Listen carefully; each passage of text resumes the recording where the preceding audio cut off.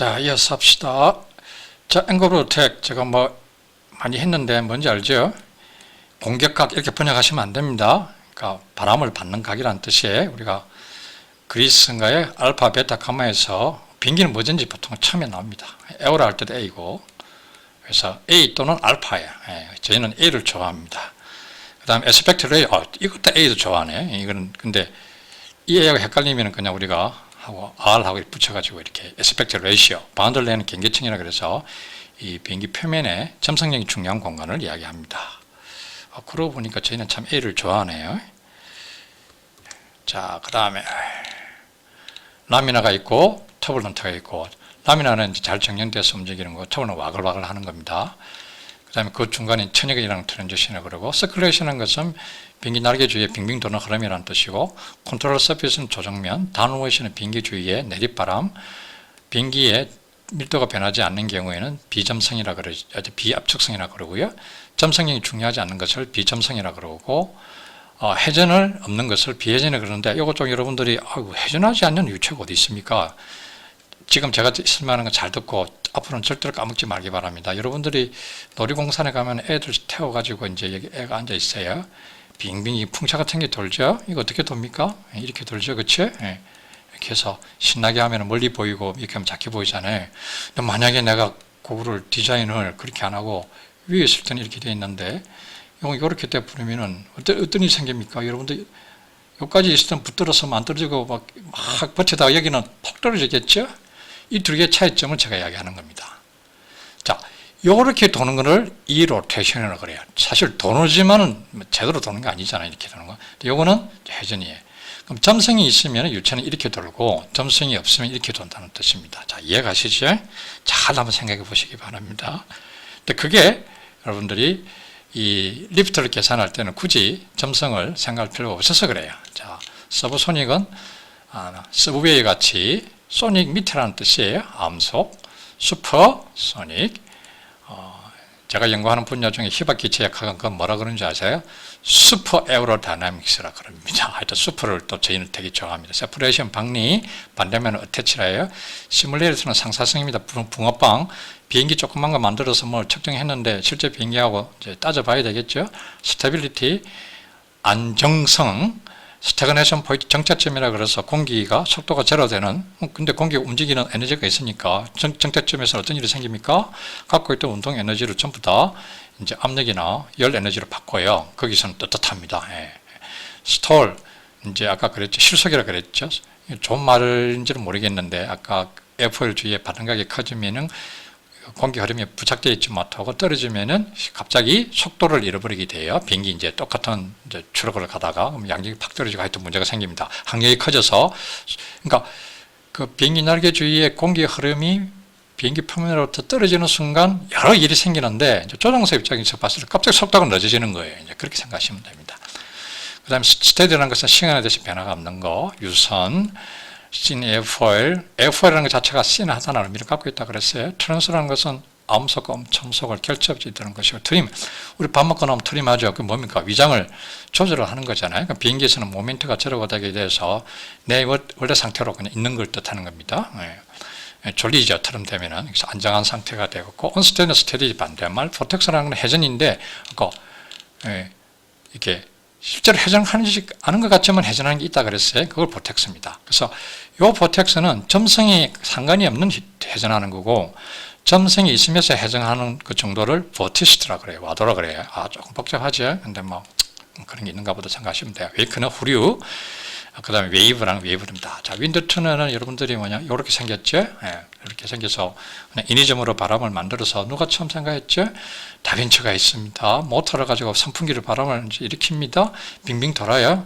어느 쪽으로 돌까요? 이 하살포가 있네요. 이제 중요한 건 테스트 섹션입니다. 여기를 뭘 갖다 놔요.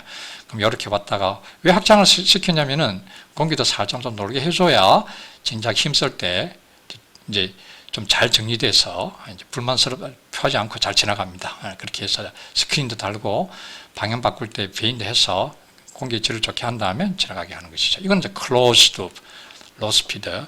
그래서 풍동도 여러 종류가 있습니다. 왜냐하면 고속도 있고 희박 기체도 있고 헬리콥터 같은 경우는 또 하늘에서 떨어지잖아요.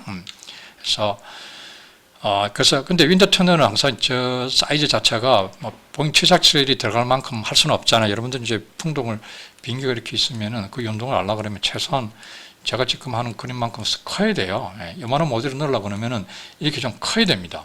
그럼 보잉 747이 폭이 얼마나 될까요? 한 90m 되나요? 한 80m 되는데 그게 10배 하면은 800m 되는 풍동, 그것도 폭만? 그럼 길이하고 하면 한 2, 3km 돼야 되겠네요. 그렇게 하면 비행기를 안 만들지 말자는 뜻입니다. 자, 당연히 그러지 않죠. 자, 그걸 만족시키는 게 뭐가 있다? 붕어빵. 그다음 동적이는 건 아까 제가 뭐라 그랬죠?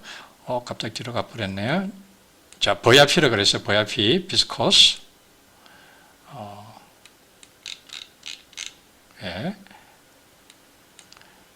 VIP라 그랬죠. 그래서 아이라 같은 경우에는 이제 이너시아, 그 다음에 P는 프레셔, 그거의 B가 이제 비스코스, 그게 레인저 넘버 마우스라 그랬어요. 그 두 개가 같아지도록 해야죠, 기본적으로. 근데 보통 그렇게 안 합니다. 마우스는 무시하고, 그 다음에 나중에 레인저 넘버스도 무시합니다. 근데 보정을 해줘야 돼요. 무시했으면은 내가 지난 여름에 무슨 짓을 했는지 기억을 해서 수정을 해줘야 됩니다. 자, 로우 스피드, 하이 스피드, 하이 스피드는 비싸요. 저희 나라에는 무기체계 개발하는데 모든 풍덩이 있지 않습니다. 마카 넘버 6으로 70m 고도에서 날 수 있는 우리 연구를 우리나라 할 수가 없어요. 실험 어떤 시세 자체가 부족해가지고요. 그 다음에 오픈할 수도 있고 클로즈도 있고 V2 아까 잠깐 했죠. 버티칼, 이게 공수부대 혹시 갔다 오신지 모르겠는데 하늘에서 뛰어내는 거 이제 지상에서 하려고 그러면 이렇게 하면 되죠. 여름에 그런 테스트 하면 시원할 것 같은데 하여튼. 그 다음에 엔지니어링 다리라든지 고층 건물들도 토목 건설에서 다 이제 풍덩 시험을 해야 됩니다. 자, 그 다음에 좀 빨리 넘어갈까요? 얼마나 지났습니까? 벌써 7분 지났네요. 자, 에어포일, 에어로다이나믹스. 자, 그래서 이제 양력의 기원은 뭡니까? 생명의 기원이 뭡니까? 양력은 뭡니까? 똑같은 질문이에요. 그래서 리프트가 뭡니까? 하는 질문에 대해서 이제 여러분들 이미 답을 했어요. 압력하고 뭐라 그래서 점성에 의해서 생기는 거다. 이제는 오리진, 기원에 대해서 이야기할 수가 있겠죠. 자, 이 그림을 가지고 그냥 깔끔하게 이야기하고 다음은 그냥 보충 설명하도록 하겠습니다. 자, 양력의 기원은 뭡니까? 첫 번째는 바등각이에요. 바등각, 알파. 두 번째는 캠버예요. 이렇게 되니 딱 직선으로 되어 있는 게 아니고. 양력의 기원이 할 때는 보통 알파, 바등각을 하는 게 설명이 편하겠죠. 자, 이게 대칭이 에어폴이 있는데 이렇게 알파가 딱 있어요. 자, 이게 눈으로 한번 보십시오. 이제 요 정도에서 나뉘죠. 이쪽은 진주 동명고등학교로 갔고 이 친구는 진주고등학교로 갔어요. 같은 중학교를 졸업했는데 어떤 일이 생깁니까? 이건 이렇게 지나가지고 이렇게 오고 이거는 그냥 대충 이렇게 갑니다. 뭔 차이가 있습니까? 동명고등학교 같은 친구가 더 빨리 가버렸어요. 진주고등학교는 또 거북이 같이 되어버렸습니다.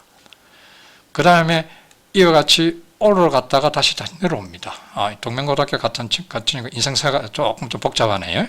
이해가시죠? 자, 그러면 양력의 발생 원리는 뭐냐면은 기본적으로 여기에 상승 방향이 있고 여기는 더 빨리 가버렸잖아요. 여기는 좀 천천히 가고 여기는 내려오는 게 있어요. 근데 빨리 간 것, 천천히 간 것을 너무 제가 과장을 했네요. 그거를 요걸 해가지고 딱 없애버리면 이만큼 날라버리면은 위에 부분은 이렇게 되죠. 위에 부분은 어떻게 거꾸로 가는 거잖아요. 자, 그러면 다시 제가 한번 그림을 그리겠습니다. 사실 어떤 일이 일어나냐면은 위에 가는 동명고등학교 간 친구는 저쪽으로 가고 있고 진주고등학교 친구는 역방에 역전하고 있어요. 역전. 여기는 위로 올라가고. 자, 그럼 이거는 뭐예요? 자, 이게 비행기가 바닷가를 갖고 있으면은 이게 수많은 공기 입자들이 있잖아요. 자기들끼리 부딪혀가지고는 이 비행기 날개의 존재를 앞방향으로 엄청 멀리까지 신호를 보내요. 그럼 알아서 멀리서부터 그 거리가 수백 미터입니다. 수백 미터. 조금씩 바꿔가지고 이런 일이 생기는 겁니다. 자, 그래서 어떤 면에서는 이런 양력의 발생 원인의 처음은 프레셔예요. 프레셔, 압력. 그러니까 아까 그랬잖아요.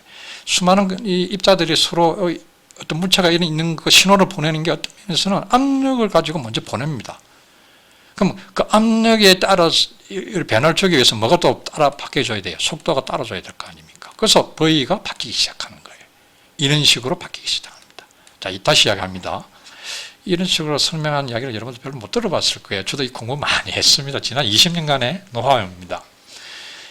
양력이 발생되는 것 자체는 바등각에 의해서 조석인 경우에는 그 신호가 수백 미터 앞으로 전달이 되고 미리부터 그거에 의해서 압력이 대충 이런 식으로 이제 신호가 가고 거기에서 속도가 이렇게 바뀌는 거예요. 굳이 원인을 cause and 그러니까 원인과 이유, 그러니까 뭐가 cause이고 뭐가 결과인지를 따진다면은 그러니까 물론 동시에 일어난다고 볼 수는 있겠지만 자 그러면 이제 이해되시죠? 자 그럼 위에 가는 녀석 이렇게 가고 밑으로 가면 어떤 일이 생깁니까? 예, 빙빙 돌잖아요. 빙빙 돌잖아요. 시계 방향 도는 거예요. 여러분 박찬호 선수가 공을 회전시키면 잘 뜨잖아요. 예? 그게 양력의 발생문이. 자 그러면 거기에다가 이제 한 가지 여러분들 아셔야 될 게 그럼 왜 위에는 빨라집니까? 왜냐면 그다음에 빨라지고 위에 이렇게 특히 내리바람은 왜 생깁니까? 만약에 진주 동맹고등학교를 간 사람이 여기서 나는 뭐 100면에 붙여가기 싫다, 100자도 보기 싫다 그러면 이렇게 가버리면 되잖아요. 그러지 않을 거 아니에요. 저속인 경우에는 또 받은 가격이 적은 게 이렇게 따라오는 거 뭐 때문에? 점성 때문에. 그러니까 점성력이 진주 동맹고등학교 간 친구를 자꾸 밑으로 당기는 거예요. 끈적끈적한 이게. 그러니까 이렇게 되니까 자기도 모르게 그냥 이렇게 하다 보니까 내리바람이 된 거예요. 진주 동맹고등학교 간 친구가 점성이라는 그 유혹을 꿋꿋하게 무시하고 갔으면은 내리바람 안 생기고 양력이 제대로 발휘 안 할 겁니다. 자, 이해가시죠? 그러면 양력의 발생에 대해서는 빙빙 도는 겁니다. 이건 점성하고 상관이 없습니다. 약간 틀렸어요. 왜냐면은 99% 점성하고 상관없는 회전이익이 맞는데 아까 내리바람은 뭐예요? 1%의 점성 때문에 사실 여기서 이렇게 평행하게 이렇게 서로 가야 돼요. 그것 때문에 사실은 큰 양력이 생기는 거예요. 그래서 호랑이가 가족을 남긴 것처럼 점성이 가족을 남겨서 그 대가로 스클루션하는 것이 생기고 양력이 발생합니다. 자, 이 정도면 이제 여러분들이 이해가시죠? 항공과를 나오지 않는 사람도 양력 이제 설명할 수 있을 것 같습니다. 근데 아직은 부족해요. 근데 제가 한 가지 예를 들게요. 이제 이런 설명을 듣고 나서 이제 다른 사람이 설명하는 걸 잘 들으면 이상한 게 있어요. 예를 들면 이런 겁니다. 옛날 심지어는 교과서에도 옛날에 이렇게 돼 있었어요. 비행기 날개를 가만히 보니까 좀 과장을 하면 이렇게 돼 있잖아요. 네. 가만히 보니까 위가 길잖아요. 밑에는 짧아요. 그러니까 어떤 식으로 설명을 하냐면은 이렇게 쫙 가다가 진주동맥고 가는 친구는 거리가 멀어요. 이렇게 멀어요. 진주고등학교는 시내에 있어가지고 가까워요. 그럼 당연히 진주공맹학교는 여기서 만나려고 그러면은 빨리 가야 돼요. 그 속도가 빨라져요. 여기는 늦어져요. 이거 100% 틀렸습니다. 이제 왜 그렇습니까? 가정이 잘못됐잖아요. 왜 여기서 만납니까? 누가 진주동맹고등학교 간 사람하고 진주고등학교 서로 다른 고등학교 중간에 얼굴도 못 보고 교조도 없었는데 왜 끝에서 만나야 됩니까? 여기 그림을 보면 어떻게 있어요? 진주고등학교 여기 올 때 동맹고등학교는 훨씬 지나갔어요. 100% 틀린 얘기입니다. 이게 그러니까 교과서라도 여러분들이 알고 있는 지적 중에서도 깊이 생각하지 않으면은 자기 생각에 조금 봐도 되는, 제가 이야기했잖아요. 연구를 잘하는 사람들의 특징은 사소한 것도 깊이 생각하는 능력이 있어야 돼요. 그러니까 봐도 하는 걸 생각하다 보면 이런 잘못된 걸 스스로 찾을 수가 있거든요. 그거 좀 이상하다. 왜 위로 가서 밑으로 오는 게 끝에서 만나야 돼? 그런 생각을 할 수 있어야 됩니다. 물론 제가 쉽지 않습니다. 저도 그걸 다른 자료 보고 찾아낸 건 아니에요. 다른 자료 보고 다 조합하면서 이제 이런 제가 이해가 된 건데 나머지는 따로 설명할 필요가 없습니다. 이미 이야기를 했죠. 빙빙 도는 이게 보텍스라고 그래요. 그리고 여기 빙긴 날개가 있으니까 그걸 바운드 보텍스라고 합니다. 부착되어 있던 바운드 보텍스입니다. 자, 사실 비행기는 그래서 날면은 이 비행기 주위에 이런 눈에 보이지 않는 이 흐름이 있는 거예요. 그리고 실제로 주위에는 또 거꾸로 되는 게 있어요. 그래서 비행기는 날아가고 여기 있다가 근데 시간이 지나면 점성 때문에 이거는 다 사라지는 거예요. 옆에서 봤을 때는 그렇고 이제 위에서 보거나 밑에서 보면은 여기서는 이런 이제 보텍스가 생기잖아요. 지금 제가 이야기한 것은 이제 이런 보텍스를 이야기한 거고요. 이런 보텍스. 지금 이런 보텍스에서는 여기 뭐예요? 회전이 이렇게 빙빙 되는 게 생기잖아요. 그래서 비행기가 날면은 이거 엄청 큽니다. 여러분들 비행장에 가서 안개 낀 날 보면은 이거 엄청나게 커요. 보잉 747이 날고 뒤에 조그만 비행기 날아가면 큰일 납니다. 그래서 비행장에서 마음이 급한데 빨리 진주 가야 되는데 김포공항에서 비행기가 조종사가 잠깐 기다려라 그러잖아요. 다 이것 때문에 그렇습니다. 가장 큰 이유 중에 하나가. 자, 그러면은 좀 넘어갈까요? 자, 그 다음에 또 한 가지는, 자, 그러면 또 비행기 날개 이 비행기 날개 전체에서 양력을 발생시키잖아요. 근데 우리 해병대 가면은 뭐죠? 큰 요런, 뭐죠? 침투, 뭐죠? 이 고무로 만든 뭐라 있죠? 뭐라 겁니까? 물에 뜨는 거 훈련시킬 때 사람들 이렇게 손으로 들어서 이렇게 시키죠? 손을 탁 들어서 이렇게 열심히 힘든데 하잖아요. 근데 게으름 피는 사람 있죠? 예. 한 사람은 그냥 키가 작으면은, 갑시다. 자, 그래서, 여기에서 설명하다 말았죠. 게으름 피우는 사람이 있을 수 있잖아요. 그럼 여기가 게으름 피우는 데입니다. 이 날개 뒤쪽은, 여기는 그냥 올라가서 밟아도 돼요. 정비할 때. 근데 절대로 여기 밟으면 안 됩니다. 여기가 어스란히 비행기에 양력을 개발한 봐요. 이 면적이잖아요. 이 면적. 이 전부 다 양력입니다. 그 다음 밑에 여기 쪽 부분이 있어요. 그래서 그런 이유로 해서 여러분들이 갤빙이라든지 뭐 할 때 다 이 부분만 많은 경우에 이제 얼음이 안 생기도록 하는 거예요. 여기 얼음 생겨봤자 별 중요하지 않습니다. 여기 얼음 생겨봤자 그냥 비행기가 그냥 뚫고 지나가면 돼요. 자, 그래서 여러분들이 왜 비행기에서 날개 앞전 특히 윗부분, 이 부분을 이렇게 정밀하게, 그래서 어떤 분들이 비행기를 잘 모르시는 분은 비행기 그는 뭐 깡통같이 만든 거면 그거 뭐 누구나 할 수 있는 거 아닙니까? 그러지 않습니다. 이렇게 깊은 노하우들이 되어 있고 그거에 의해서 비행기 성능들이 달라지는 거예요. 그러니까 비슷비슷한 거는 만들 수가 있습니다. 근데 시장에 팔리는 어떤 기계 장치를 만든다는 것은 천지와 땅 차이입니다. 회사에 계신 분이니까 잘 아시겠죠? 자, 그 다음에 이거는 바등각에 따라서 양력 커브가 이렇게 2파이 알파입니다. 자, 여러분들 파이라고 하는 숫자가 3.14 왜 이런 데 나옵니까? 왜냐면 자연에서 그만큼 중요하다는 소리지 숫자라 그래요.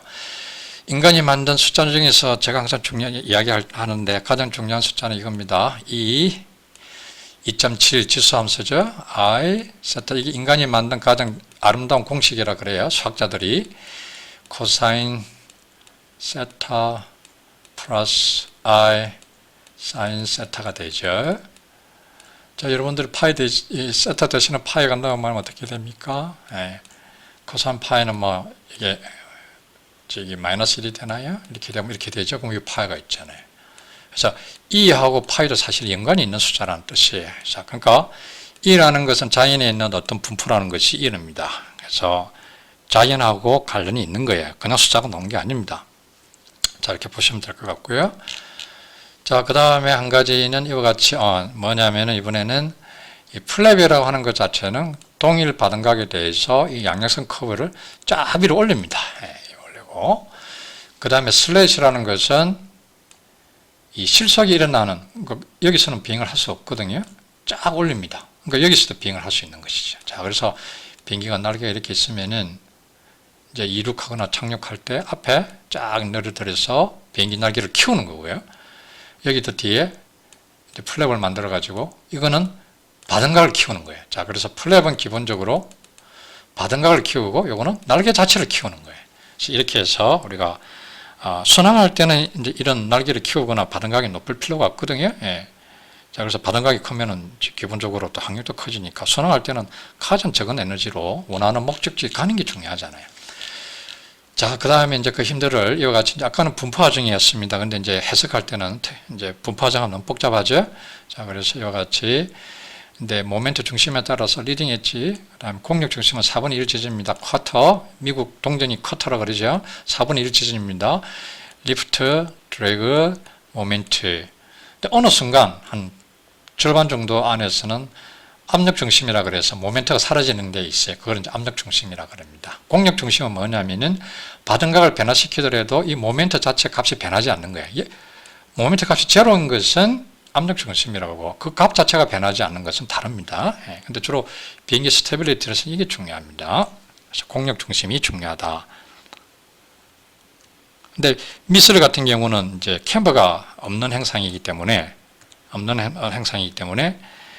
기본적으로 공력 중심하고 압력 중심이 같아지죠. 그래서 거기 유도무기 개발한 사람들은 가만히 듣고 있으면 사실은 공력 중심 이야기하는데 압력 중심을 이야기하고 어떨 때는 압력 중심 이야기하는데 공력 중심 이야기하고 막 그럽니다. 근데 비행기 하는 사람들은 그렇게 하면 안 됩니다. 자, 그 다음에 이제 이런 양력 개수, 코에피션트라는 것은 기준을 가지고 나눠서 무차한수입니다. 1이라는 뜻은 내가 갖고 있는 동안만큼의 힘을 발생한다는 거예요. 1보다 크면은 성능이 좋은 거고 1보다 작으면 양력은 적은 거죠. 별로 안 좋은 겁니다. 자, 그래서 마수에 따라서 그래서 아까 저소인 경우는 마수 효과를 무시한다 그랬는데 이제 마수 효과를 집어넣으면 어떻게 됩니까? 루트의 1-m 제곱이 됩니다. 자, 그래서 2파에다가 이렇게 나눠지는 거고 첨성은 또 2파가 아니고 4라는 숫자가 바뀝니다. 그러니까 이쪽 세 개하고 이쪽 세 개는 다르다는 뜻입니다. 자, 그래서 암속 비행기 디자인한 사람하고 천음속 비행기 디자인 또는 초음속 비행기 디자인한 거하고 경험들이 좀 많이 다르죠. 그 다음에 아까 제가 잠깐 슈퍼 크리티컬 초임계 애플 이야기를 했는데 그 뭐냐면은 충격파라고 하는 것이 이제 마크넘버 1 근처에 가면은 마음 급한 공기들이 여기서 충격파를 만듭니다. 그러니까 꼭 1을 넘어가서 생기는 게 아니에요. 마크넘버 0.7만 넘어가면 생깁니다. 작지만은 눈썹같이 생깁니다. 이게 처음에는 별 문제를 안 시키다가 점점 커지면 이게 커지고 그 다음에 백면 근처에는 뭐가 있습니까? 점성경계층이 있어요. 둘 다 점성력이 중요하고 비가역 현상이 중요합니다. 마치 진주 시내 깡패, 신안동의 깡패하고 이현동의 깡패가 만난 거예요. 그러면 비행기가 엄청 안 좋아집니다. 그걸 뭐라 그러냐면은 샥, 충격파, 경계층, 결합, 상호작용 문제라 그러고요. SVR이라 그럽니다. 샥, 보텍, 바운드 레이어, SBL 문제라 그래요. 인터랙션, SBLI라 그럽니다. 자, 그래서 그 때문에 이와 같이 이건 학력 개수인데 갑자기 그냥 이렇게 점프합니다. 그래서 최초 천음속 비행이 힘들었어요. 왜냐하면 모든 천음속 비행은 천음속을 통과해야 되니까 이걸 지나가는데 너무 힘들었던 거죠. 그 다음부터는 조용합니다. 그래서 콩코드 비행기 같은 경우는 여기서 비행을 하거든요. 그래서 조용합니다.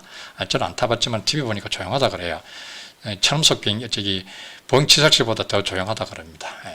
근데 그때까지 저는 중간에서 천음속 비행은 엄청 이제 이렇게 깡패들이 싸우는 행복이 돼서 아주 복잡해집니다. 자, 이걸 잘 피해가야 되죠. 근데 현대에 나와 있는 이제 천음속 가까운 여객기 보잉 747 같은 경우는 이제 요 근처에서 나는 거예요. 요 근처에서. 그러면 잘못하다가는 여기로 가버리잖아요. 조금 조종사가 한눈 팔면 속도가 빨라지면 여기 가면 비행기가 엄청 문제가 생기잖아요. 그러면 당연히 이제 이런 것들이 이제 난제라 그러죠. 그게 이제 1960년대, 70년대 보잉 747 개발한 사람들이 또는 나사에서 슈퍼 크리티컬이라 그래서 이제 깡패 둘이가 만나서 잘못되는 이 순간의 마수를 드래그 다이버전스라 그러는데 이걸 좀 뒤에 더 높은 마우스에서 이렇게 되도록 똑같이 이거는 피할 수는 없어요. 이렇게 팍 올라가는 건 피할 수는 없는데 앞에부터 싸움을 붙일지 아니면 뒤로 갈지는 차이가 있어요. 이게 인간들이 한 겁니다. 이게 보잉 인지들이 해가지고 역사상 가장 베스트 셀러인 비행기들을 만든 게 이거 한 겁니다. 이게 이만큼 늦춘 거예요. 늦춘 거. 별거 아닌 것 같죠? 이게 시장에 우리 회사 비행기는 팔리고 상대방 회사는 망하는 차이입니다. 자, 그 다음에 이거는 이런 어떤 마우스에 따라서 뭐죠? 리프트 코에피션트들이 달라지는 것들. 그 다음에 아까 공력 중심 이야기했습니다. 그러니까 바등각에 따라서 기본적으로 피칭 모멘트가 변하지 않는 거고, 그거는 기본적으로 요 기울기에 의해서 정해지더라. 4분의 1 지점이 있습니다. 근데 여러분들이 이제 제가 지금까지 이야기한 거는 마크 넘버가 적을 때 이야기고, 마크 넘버가 커지면은 이 값들이 조금씩 바뀝니다. 그러니까 비행기가 처음 이렇게 해서 날 동안에 연료 태우면서 무게중심 바뀌죠. 이런저런 무장을 실었다가 떨어뜨리면은 바뀌죠. 거기에다가 내부는 아무런 문제가 없는데 바깥 행상 똑같은데 이 공기각적인 이 모멘트 중심들이 바뀌는 거예요. 그런 것들이 힘든 겁니다. 눈에 보이지 않는. 자, 그 다음에 이제 비행기에, 지금까지는 제가 저속을 했는데, 고속, 이제 공기격하기입니다. 그래서 또 지금까지는 제가 이제 사장비가 아주 긴, 이런 비행기들 했었는데, 이와 같이 후퇴각도 있고, 세장비 여러분들 알겠죠? 요거는 이제 B가 있으면은 요 면적 대비해서 실제 면적이니까 세장비라는 것은 보통 1보다 크죠? 크면, 이런 것들은 이제 아주 큰 것이고, 테이프비라는 것은 요 끝, 요 B를 뜻하고, 그랬을 때 세장비 AR을 그러고, 아까 이야기한 그 양력, 요것들의 관계식이 달라집니다. 마우스의 효과하고 세장기 효과가 들어오기 시작해요. 자, 첫 번째는, 그래서 고세장비 이미 우리가 했던 것 같은 게 이와 같이 양력선 기울기가 바람각에 따라서 양력계수가 기울어지는 게 분모에 이게 이제 새로 들어왔습니다. 세장비가 들어왔죠. 예. 이라는 것은 이제 이게 같은 세장비라도 뭐 이렇게 비행기가 타원하거나 생긴다냐 아니면 그냥 이렇게 생기느냐 그런 차이점을 나타내는 거예요. 타원하게 생기는 게 좋습니다. 자, 그 다음에 암속인데 이제 암속이 되면 이거는 이제 저속인기고 인컴프레시블. 암속이 되면 무슨 효과가 나오냐면 마스 효과도 나오고 세상비도 들어옵니다. 자, 이런 식들은 이제 수학적으로 끄집어낸 거예요. 예. 이제 사람들 머리를 써가지고. 그 다음에 슈퍼소닉 첨서 같은 경우에는 이제 아까 봤죠. 당연히 m이 1보다 크니까 이제는 순서가 바뀌었습니다. m제곱 마이너스 1이에요. 1 마이너스 m제곱이 아니고. 그 다음에 인컴프레시블 로우 에스펙트 레이시오 같은 경우에는 아까하고 조금 다르죠. 이건 하이 에스펙트이고 로우 에스펙트 같은 경우는 조금 더 좀 바뀌었네요. 예, 됐고. 그 다음에 로우 에스펙트 레이시오 서브소닉 같으면 또 이제 요 대충 형태에다가 이제 마우스가 좀 들어왔고, 그 다음에 슈퍼소닉이니까 이제 루트 m제곱 마이너스 1이 들어갔고, 그 다음에 이제 무슨 게 또 들어오냐면은 스웨백 윙 같은 경우에는 이와 같이 이제 이 람다라고 하는 후퇴각이 들어왔죠. 코사인 람다가 되겠고, 그다음에 서브소닉 같은 경우도 이제 인컴프레스 마스가 없을 때는 이렇고 마스 효과가 있을 때는 이제 여기도 들어가서 이렇게 됩니다. 자, 그 다음에 조합이 여러 개 생겼죠. 뭐 인컴프레시블, 서브소닉, 슈퍼소닉, 스트레이트, 그다음에 스웩, 그다음에 로우 에스펙트 레이시오, 하이 에스펙트 레이시오 있었는데 다른 것들은 그래도 식이 있는데 그나마 다행입니다. 근데 이 사람을 이렇게 힘들게 하는 게 또 뭐가 있냐면은 예상치 못하게 슈퍼소닉 스웨드 윙 같은 경우는 뭐죠? No convenient engineering problem 이런 식이 없어요. 테이블밖에 없습니다. 그러니까 가끔 가다 이런 일이 생기죠. 어떤 경우에 제가 한번 그래서 여러분들 시험 볼 때 이와 같이 공학식으로 안 되는 공기역학 포뮬라 어떤 그런 경우가 어떤 겁니까? 첨속, 후퇴각 윙, KFX 생각하시면 되겠네요. 그런 경우입니다. 자, 그걸 또 친절하게 미 공군에서 이제 표를 만들어 놨습니다. 그거 가지고 이제 설계할 때 써먹어요.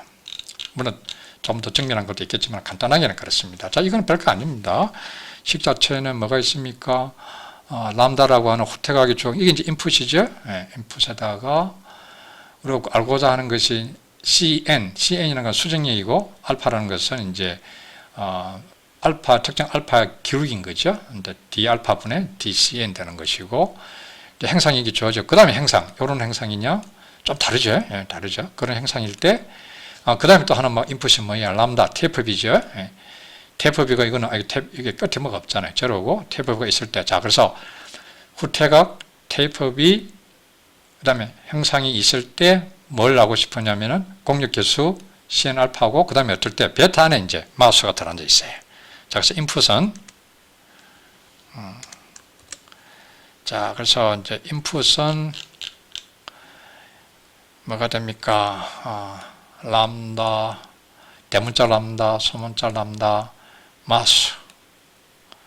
이럴 때 이 커브 하나하나가 이제 탁 정하면은 CN 알파가 나온다는 뜻이야. 그렇게 이제, 아까 같은 경우는 안 그랬잖아요. 우리 공학적 식이 있을 때는 막 이런 탭을 눈앞에 볼 필요 없이 여기에다가 람다 정하고 테이프 비누면 있지도 않네요. 그 다음에 마우스 탁 정해주면은 이 값이 나왔는데, 이제는 그 첨속 이제 후퇴각이 있는 윙 같은 경우에는 탭을 봐야 된다는 뜻입니다. 자, 넘어갑시다. 자, 그래서 이런 여러 가지 형태가 있고, 왜 이렇게 이제 슈퍼소닉 되면 복잡하냐면은 다른 각이 있으면 이와 같이 복잡한 이런, 아까 제가 그랬죠. 이거 트레일링 볼텍스라고 그러는데 이렇게 생기고, 그것도 하나가 아니고 두 개, 안에 조그만 게 하나 더 있습니다. 자, 여러분들 그냥 참조하시면 될 것 같고요. 이게 이런 비행기가 주로 이제 라팔, 프랑스가 좋아하죠. 라팔 패밀리들이 형태가 저렇게 생겼습니다. 자, 드래그는 아까 그랬어요. 원인이 뭐라 그랬습니까? 압력하고 전단 응력, 마찰력이라 그랬어요. 그 다음에 우리나라 연예인을 축구 선수를 손흥민을 아는 사람하고 모르는 사람을, 우리나라 국민을 손흥민을 아는 사람하고 손흥민을 모르는 사람도 우리나라 국민이 있을 수 있잖아요. 모르는 사람 나누는 것처럼 기준이 있어요.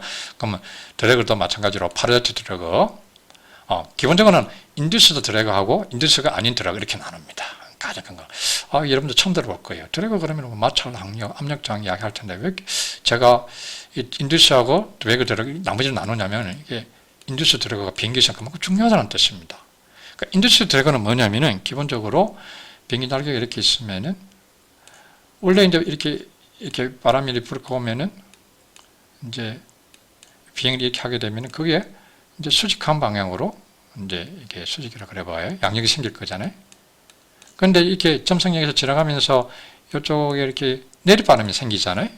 내리바람이 생기면 어떤 일이 생기냐면은 이 바등각이 어떤 면에서는 커지는 효과가 생기고 그러다 보면 변경되는 효과가 생기고 그러면 리프트 라인 자체가 이렇게 기울어져요. 이만큼. 그걸 유도 바등각이라고 그러는데 그러면 뭐야? 요만큼의 수평한 성분이 하나 더 생겼잖아요. 그래서 양력 때문에 3차원, 그러니까 내리바람이 있으려고는 3차원. 그러니까 양력이 발생시키는 3차원 날개이면 무조건 따라오고 이걸 피할 수 있는 방법은 없습니다. 그러니까 뭐라고 해야 될까요? 밥을 먹었으면 여러분들 화장실을 가야 되잖아요. 안 그러면 그냥 영원히 먹은 것을 몸 안에 갖고 살아야 되는 거예요. 그게 아닌 이상은 양력을 발생시키시면 무슨 대가가 있는 거예요. 그래서 비행기를 제가 그랬죠. 학기 초에 비행기는 모순적인 거라고요. 절대 공짜 등심을 좋아하는 사람은 비행기를 만들 수가 없습니다. 그러니까 양력을 발생시켰으니 자연히 대가를 치르라 그러는 거예요. 그게 유도항력입니다. 유도항력. 그러니까 그럼 이해가 가시죠? 왜 대가를 치르는 항력하고 그러지 않는 항력을 나누는 거예요. 파라지 항이라는 것은 우리 기생충 영화 보셨죠? 파라사이트라 그러죠. 발음을. 그래서 기생충 항력이에요. 점성이라든지 이런 것들. 이것도 뭐 안 생길 수가 없죠. 점성이 있으면은. 웨이브 드래그 같은 경우는 이제 촘석이 되면은 아까 그림에서 조금 보여준 게 있죠. 다음 이전 그림으로 좀 넘어가 볼까요? 어디가 있었던가요? 부지런히 넘어갑시다. 좀 시간이 걸리니까 그냥 여러분들이 F4 주위에 충격파가 생기잖아요. 그럼 충격파가 어떻게 생겼습니까? 활처럼 생겼어요. F4 이렇게 있으면 이렇게 충격파가 생깁니다. 이렇게. 이 웨이브잖아요. 그래서 이 웨이브 비대칭이잖아요. 앞뒤로 이렇게 딱 자르면 대칭이 아닙니다. 그럼 당연히 항력이 생기는 거죠. 자, 그거에 대한 저항을 이제 웨이브 드라그. 나머지는 여러분들이 하나는 읽어보기 바랍니다. 그러니까 대부분은 점성하고 그다음에 또 압력이 저항이 생기는 건 뭐냐면은 특히 실린더 같은 경우는 그럼 여기 압력이 높고 여기 압력이 낮잖아요. 왜냐면은 공격이 이쪽은 잘 흘러가는데 여기부터는 와글와글 돼 버리잖아요. 그럼 이렇게 딱 자르면 앞과 뒤가 다르잖아요. 이쪽 부분하고 이쪽이 다르잖아요. 그러면 당연히 항력이 생기니까 압력에 의한 저항이에요. 비대칭. 그러니까 압력에 의한 비대칭, 그 다음에 어떤 물체 표면에 점성에 의한 어떤 항력, 그런 것들이 이제 파라제트 항력이라든지 이런 것들로 이제, 그러니까 적어도 유도 항력 저항하고는 다른 거예요. 자, 그렇죠. 아까 유도 항력은 드래그 투 리프트.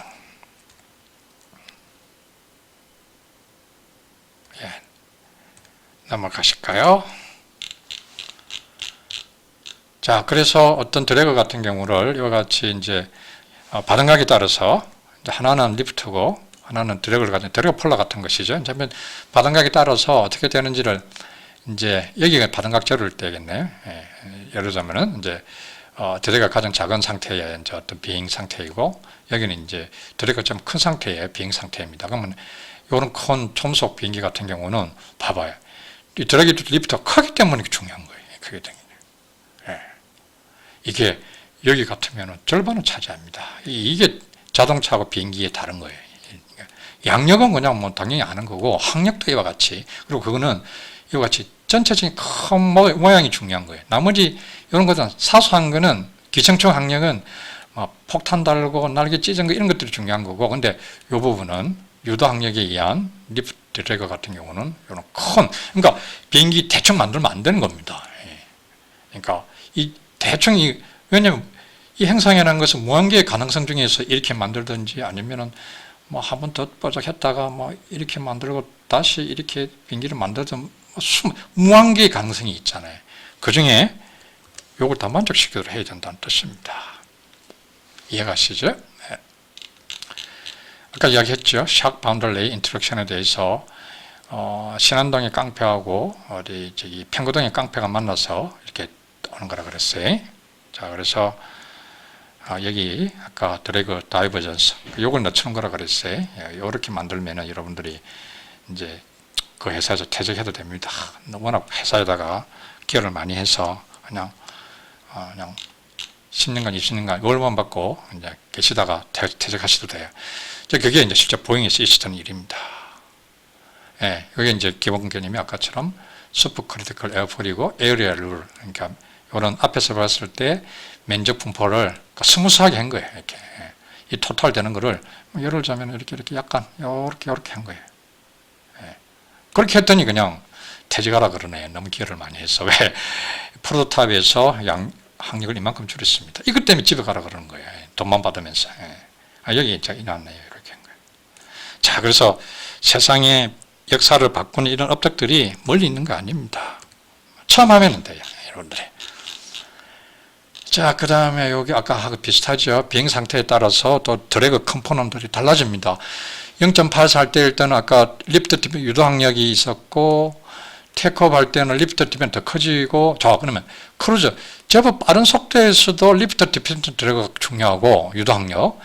속도가 낮을 때도 그래요. 그러니까 엄청 중요한 거죠. 자, 그래서 사실은 이 리프트 드래그 같은 경우는 사실 속도의 제곱이 많이 필요합니다. 그래서 속도가 작은 경우에 저속인 경우 이게 더 커져요.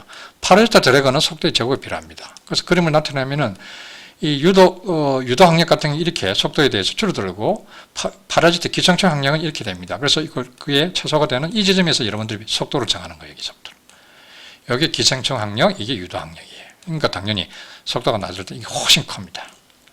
근데 이쪽에 가더라도 제법 이만큼 남아 있는 거예요. 자, 이해갔습니까? 자, 슈퍼소닉 같은 경우도 마찬가지예요. 이건 엄청나게 크네요. 그러니까 저희가 생각한 건 반대죠. 그러니까 초음속은 저속일 때 항력 같은 경우는 물론 이제 머리 힘이 세니까 이렇게 항력이 크더라도 별로 중요하지 않을 수는 있는데 이건 중요하잖아요.